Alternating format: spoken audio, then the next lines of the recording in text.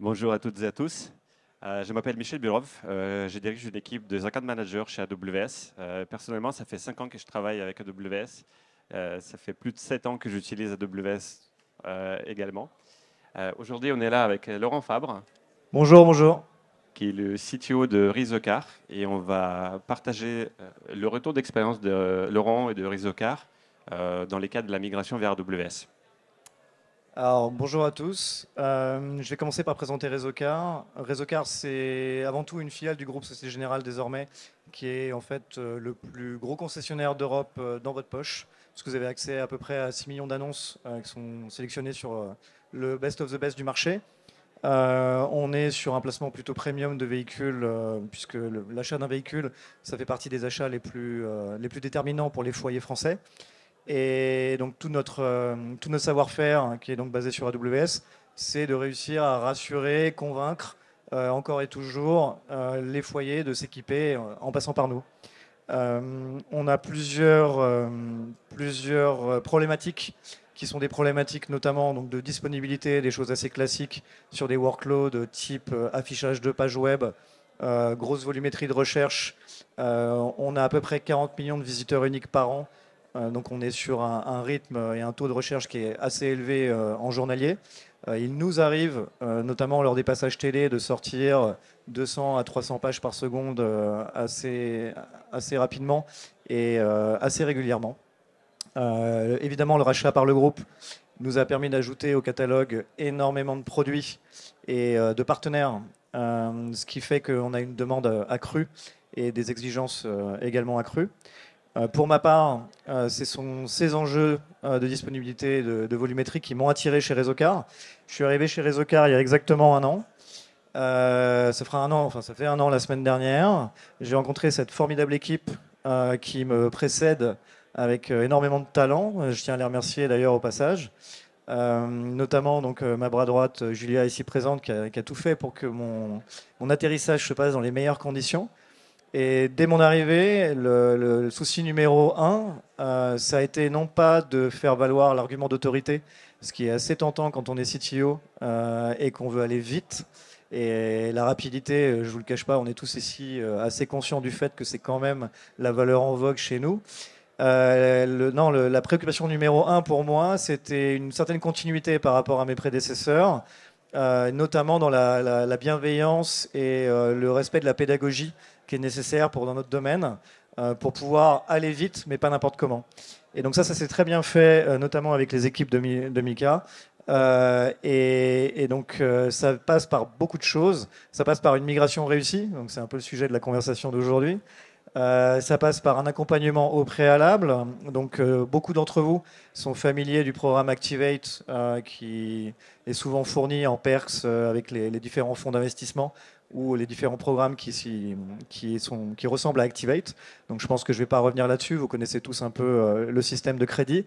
Nous, on a bénéficié également d'un programme qui s'appelle Migrate qui permet en fait de passer par un réseau de partenaires agréés. Donc, ça nous laisse le choix quand même des interlocuteurs pour pouvoir assurer en fait cette transition, pouvoir obtenir les data points, ce qui à mon sens est la partie cruciale et qui est souvent mal estimée ou sous-estimée pour entamer une migration et ce qui peut être la cause de pas mal d'échecs ou de pas mal de rollbacks. Et donc ça, on l'a appris de nos expériences passées. Et sur Réseaucar, on a décidé justement de suivre les conseils avisés des équipes de Mika et ça s'est extrêmement bien passé. Donc si je dois... Vas-y, tu voulais? Ouais, du coup, je voulais justement te poser la question. Est-ce que tu peux présenter le périmètre Bien de sûr, l'intervention et bien comment sûr. vous avez préparé également la migration? Ouais. Alors, il y a eu toute une phase qui est intervenue en interne, qui a été en fait la dockerisation, hein, faire du container. Et donc ça, c'était quelque chose qui a été amorcé sur 2020, hein, en période Covid. Donc on a profité de l'accalmie du marché de la voiture pour préparer ça. Ensuite, on est donc rentré dans le programme.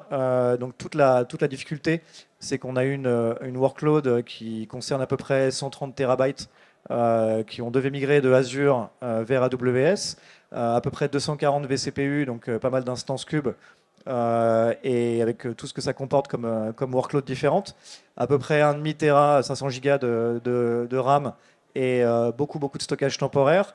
des workflows énormes, vraiment très très différents en data, à peu près une douzaine. Ça va de l'anonymisation, en passant par les clusters Spark, en passant par la prévision des codes du marché. En fait, on a des typologies en analyse de données qui sont essentiellement de la prédiction sur des valeurs futures, des valeurs résiduelles pour l'estimation du financement notamment, sur lesquelles on peut absolument pas se planter. Et on avait quoi d'autre? Call center, très important le call center, 500 000 appels à peu près par an qui sont passés par nos services. On a 200 people, dont 40, un peu plus de 40 maintenant, à l'ingénierie. Donc 200 people. Justement, en fait, sur cette partie people qui m'intéresse également, Ouais. parce que qui dit migration, en fait, il n'y a pas que des enjeux techniques, c'est aussi comment former les équipes, comment faire apprendre les équipes à utiliser les nouvelles technologies. Est-ce que tu peux nous présenter également justement cette partie? Alors bien sûr, bah, il y en a quelques-uns au premier rang, là, je les vois, enfin deuxième rang. Vous auriez pu vous mettre au premier en passage. Nous, le souci numéro un, ça a été évidemment d'onboarder des jeunes talents. Enfin, j'entends beaucoup de conversations, que ce soit dans les couloirs ou on stage, lors des différents sommets. On est tous conscients que le pain point majeur de notre profession, c'est le recrutement. Là où je suis peut-être un peu différent de mes congénères, c'est que curieusement, on n'a pas de problème à se staffer chez Réseaucar. C'est pas du tout prétentieux de notre part, c'est absolument pas l'objet.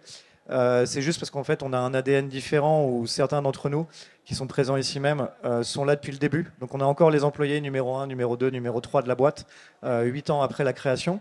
Et ils ont su évoluer avec la société. Ils ont su se former, ils ont su se remettre en question. Chez nous, on a une expression, c'est qu'il n'y a pas de vache sacrée. Donc personne n'est sur un périmètre qui lui sera garanti, quel que soit son niveau de performance. On a pour habitude de dire que c'est avant tout la performance avant d'obtenir le confort. Et on est passé maître dans l'art de rendre les gens, enfin de les mettre dans des situations de performance.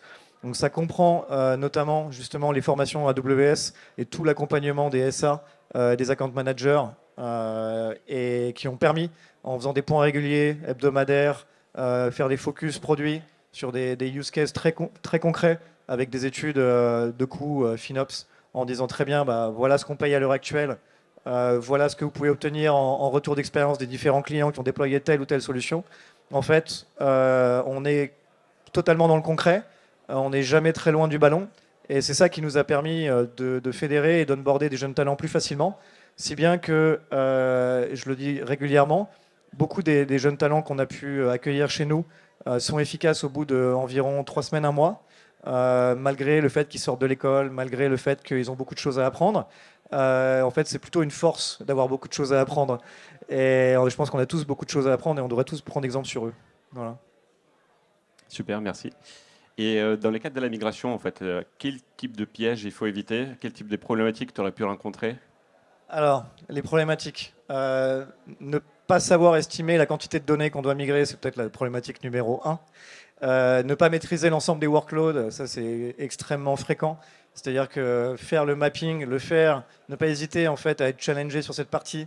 Et c'est tout l'intérêt du programme Migrate, c'est que justement, on le fait avec des professionnels qui ont vu d'autres types de clients, d'autres typologies de workload, et qui vont nous poser les questions, qui vont nous permettre de faire le mapping correctement, déterminer les enjeux, voir où il pourrait y avoir du frottement, et réussir à estimer le temps qui va être nécessaire, sachant qu'on n'a jamais la totalité des paramètres. Mais comme disait Olivier Siboni, un prof d'HEC qu'on a accueilli au bureau pour nous parler de comment on prend des décisions dans un milieu fortement bruyant, c'est avant tout les data points, et en dernier, c'est l'intuition, pas dans le sens inverse.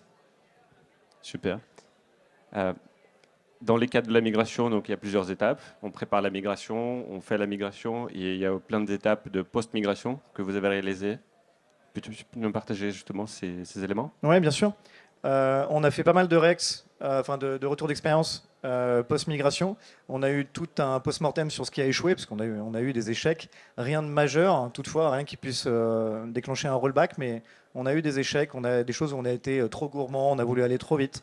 Donc on a eu pas mal de post-mortem avec les équipes d'AWS notamment, et en interne, et savoir en fait comment on pouvait encore améliorer les choses. Donc on n'a pas fait un lift and shift total. Ça c'est aussi l'un des points sur lesquels un point que j'aimerais aborder.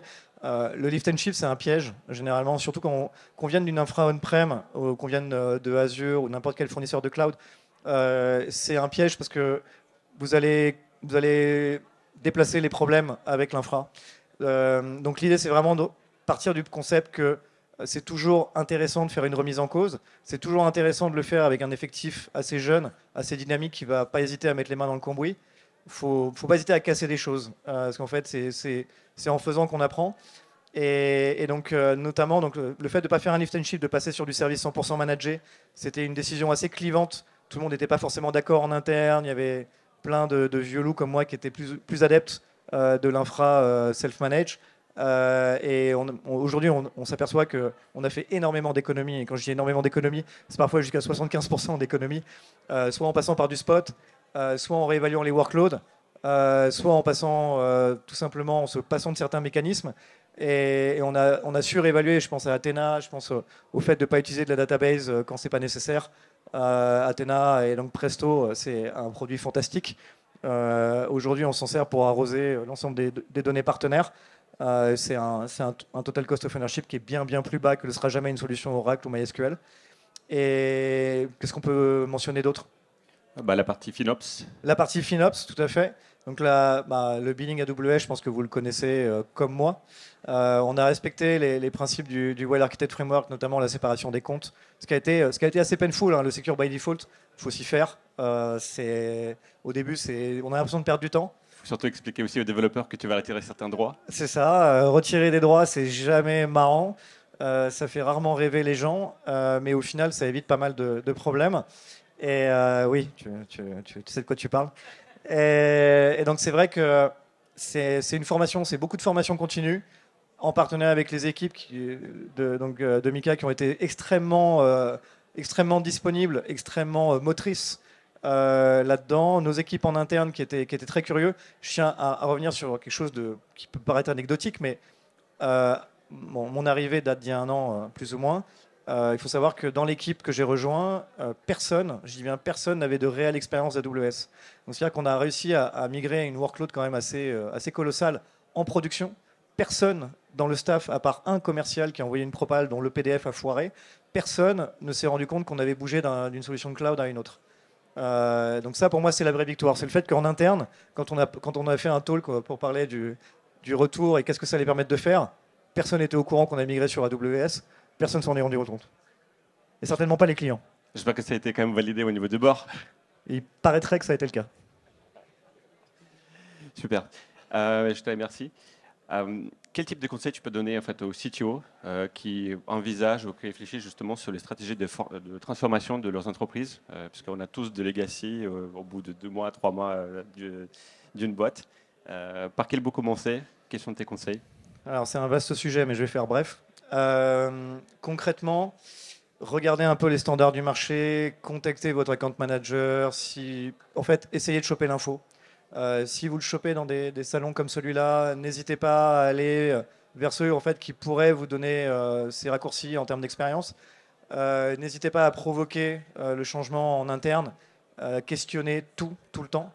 Et ne vous reposez pas sur quelques articles que vous auriez lus sur Medium, sur comment faire telle ou telle typologie de workload. Je pense qu'il ne faut vraiment pas hésiter à passer par la planche à dessin. Je crois que c'est Marc-Antoine Lacroix de Conto qui disait qu'il fallait remettre l'ingénierie au centre des préoccupations des développeurs. Je suis tout à fait en accord avec ça. Je pense qu'il faut remettre l'ingénierie au centre. Pendant longtemps, les développeurs ont été un peu loin du ballon. Le fait de passer par des services managés ou du serverless, encore mieux, c'est justement l'occasion de se concentrer sur le produit. Et c'est là où est la valeur. À chaque fois qu'on passe du temps à résoudre des problèmes techniques, en fait, on n'est pas en train de créer de la valeur pour la boîte. Ça fait un peu marketing de dire ça, mais c'est quand même la raison de notre mission. Super. Écoute, merci beaucoup pour cette partage d'expérience. Merci à vous. Est-ce que tu as un petit dernier mot sur la partie recrutement ou tout se passe bien et ouais. Du coup, on peut chercher des gens Donnez la chance aux jeunes, alors pas les miens, prenez-en d'autres. Mais donnez la chance aux jeunes. Nous, on a fait des partenariats avec les grandes écoles notamment, mais pas que.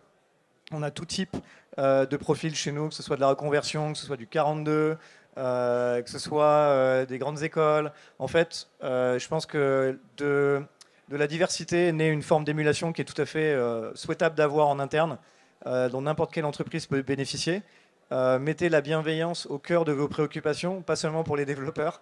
C'est très important en fait, l'environnement de travail, c'est ça qui va attirer les gens et qui va les faire rester. C'est pas forcément les payer plus ou moins que le marché ou leur mettre des objectifs très ambitieux. Ça ne suffit pas. Les humains ont besoin d'être entendus, compris, respectés et surtout donner la chance aux jeunes. Arrêtez de chercher des gens avec 10 ans d'expérience, ça sert à rien. Merci beaucoup. Merci à vous.